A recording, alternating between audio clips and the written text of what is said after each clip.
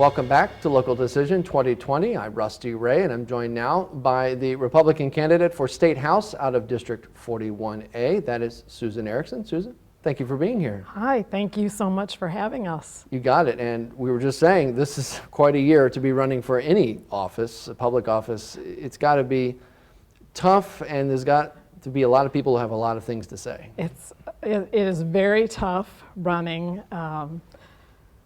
You really can't door knock. People Right. don't want to answer their doors.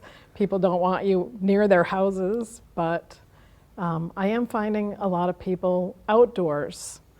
So I have been able to talk to a lot of people. In my district, I've been outlet dropping, so they at least know who I am. What are they saying? What are you hearing? What are those conversations that you do get to have? What are they like? It's just really positive this year. Okay. I am thrilled. There are thousands of American flags out there.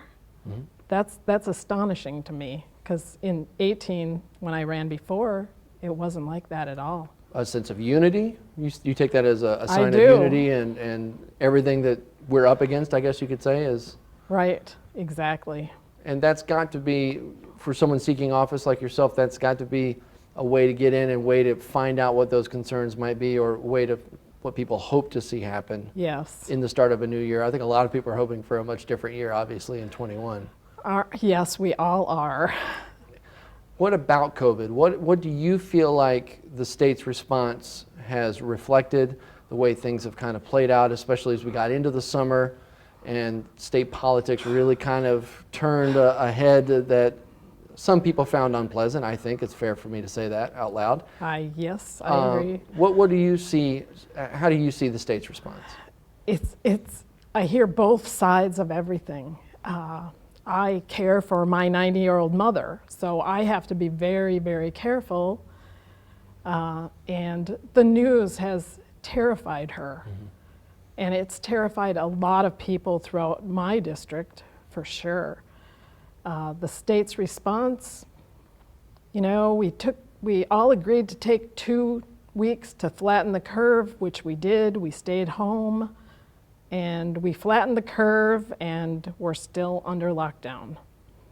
So you would be in favor, should you be in a position to help make these decisions, you would be in favor to loosen the restrictions more than they have been? We need to be responsible with opening up the state. We need jobs back. People are suffering. We can't continue this, and both houses are at odds. The Senate agrees to stop the emergency powers, and the House doesn't. So there's no way to stop this until we get a vaccine, I'm sure. Do you feel like that goes beyond partisanship? Do you feel like that is not just down the party line one way and down the party line the other, or is it more complex than that in terms of that support or that viewpoint? I think it's political, partisan. Okay. Yes. So if you were in that position, you would not approach it in a partisan manner? You would approach it differently? I don't know exactly what I would do yet. I think we need some common sense, and lots of people are telling us to look at the science, but which science do we look at? I can find science both ways. Okay. Yeah, I've heard a lot of people say variations of that same thing, so I can understand what you're saying. Has COVID pushed out or kind of taken the place of other issues that you think the state should be focused on governing and should be focused on setting resources to and things like that? Do you feel like COVID has delayed that, if anything? Definitely, yes. Okay. And the start of the session, it started out good. And everybody was talking and trying to get things done, but once we got the lockdown, everything stalled. Well, the start of the session in 2020, there was a forecasted budget surplus that was pretty stout. 1.5 billion. Yeah, and there was a lot of talk about how to responsibly go about with that and what could be done with that. Of course, this is a year to look at a bonding bill. And to get some projects started for, so in District 41A and other places, looking at if there are things that we could apply with the state.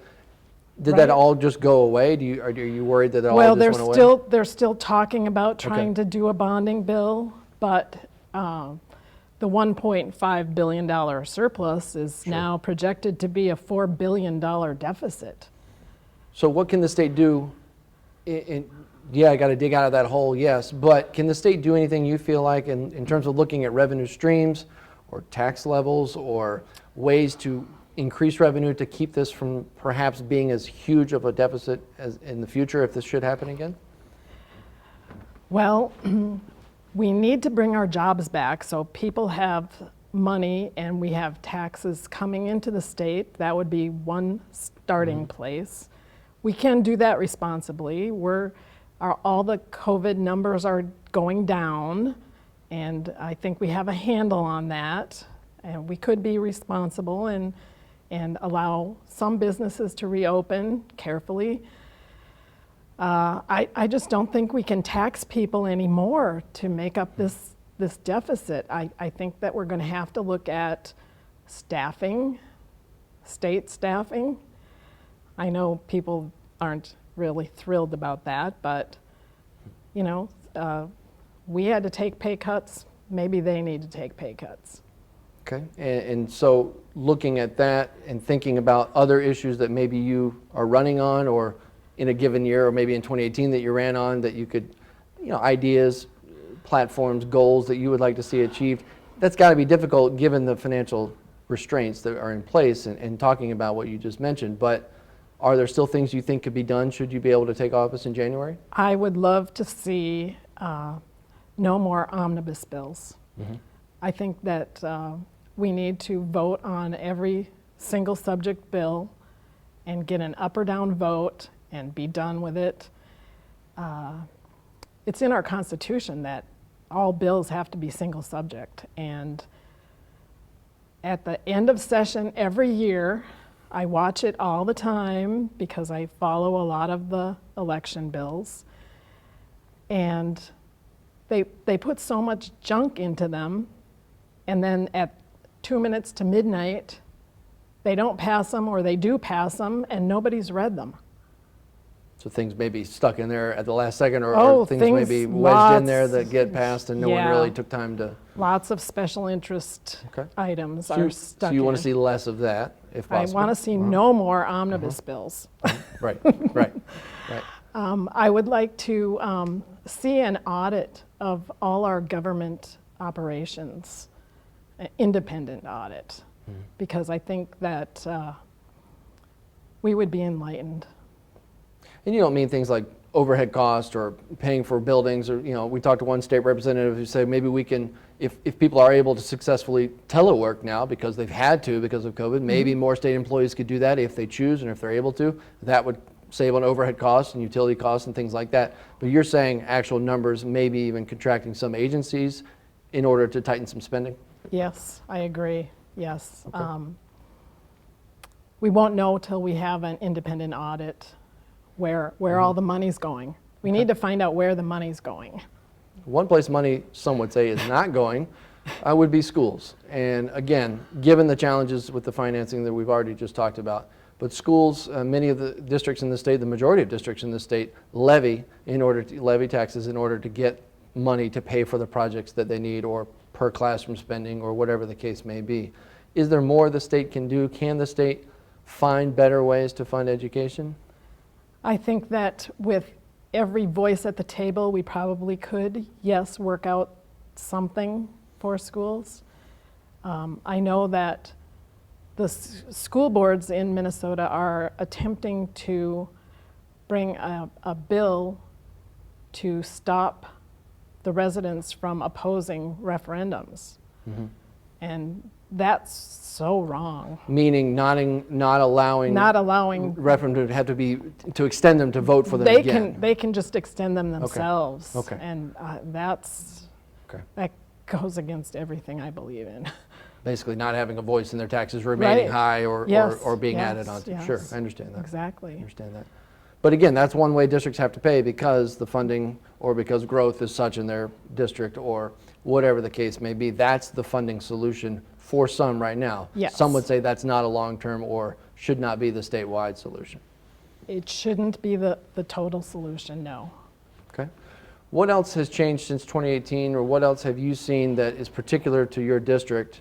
And I know you're heavily involved with the district Republicans, and you've held leadership positions in the cities and things like that. What else are you hearing, or what else are you thinking, in particular to your district, you would like to see happen in St. Paul? There's probably lots of things, but I would hope that we could revise some of the statutes to be more clear. We had an issue in one of my cities, in the city I live in, where the city council passed an ordinance that went against the state statute. And so in order to rectify that, I had to sue the city. But I won because they went against the statute. This is New Brighton? New Brighton, yeah. And so that just feels like there's got to be a better answer. There's got to be a better answer than citizens having to sue their city for their rights. Okay. So statutes and understanding what can be and what can't. We need to clarify some of the statutes. They're hard to read. Sure. For normal people. I was a paralegal most of my career, well, all of my career. So I know that I'm reading statutes I can read. And I also work for a nonprofit that is for election integrity. So I've been doing a lot of research on that, and some of the election statutes are not very clear. I understand. So let's get out of here with this. What about your experience and your career thus far makes you the best candidate for this seat? Well, I have always done a lot of research on a lot of different subjects to find out the best solution for anything. And that's a big plus. I'm tech savvy. So I am a database developer. So that knowledge would help.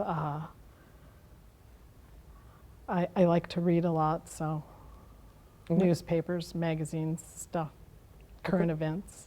Okay. Well, very good. Susan, that's the time that we have. Well, that's been awesome. Thank you so much. You got it. Thank you.